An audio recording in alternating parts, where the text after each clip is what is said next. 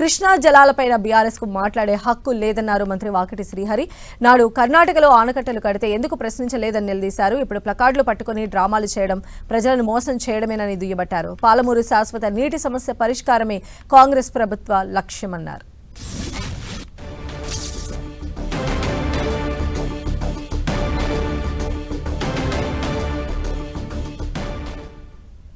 Krishna జలాలపైన BRS కు అసలు మాట్లాడే హక్కే లేదన్నారు మంత్రి వాకిటి శ్రీహరి.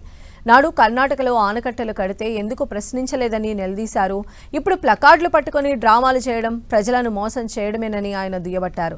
పాలమూరు శాశ్వత నీటి సమస్య పరిష్కారమే కాంగ్రెస్ ప్రభుత్వ లక్ష్యమని అన్నారు.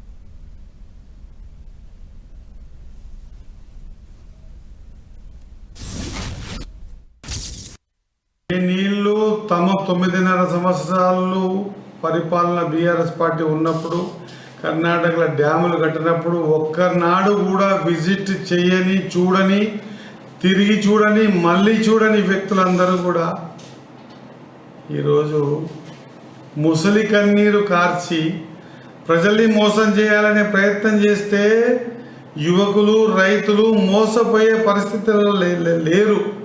ఈరోజు పచ్చ జెండాలు వేసుకొని ప్లకార్డులు పట్టుకొని పోతే ఎవరు నమ్మాలి మిమ్మల్ని? ఇంకా ఎంతవరకంటని మోసం చేస్తారు ప్రజల్ని?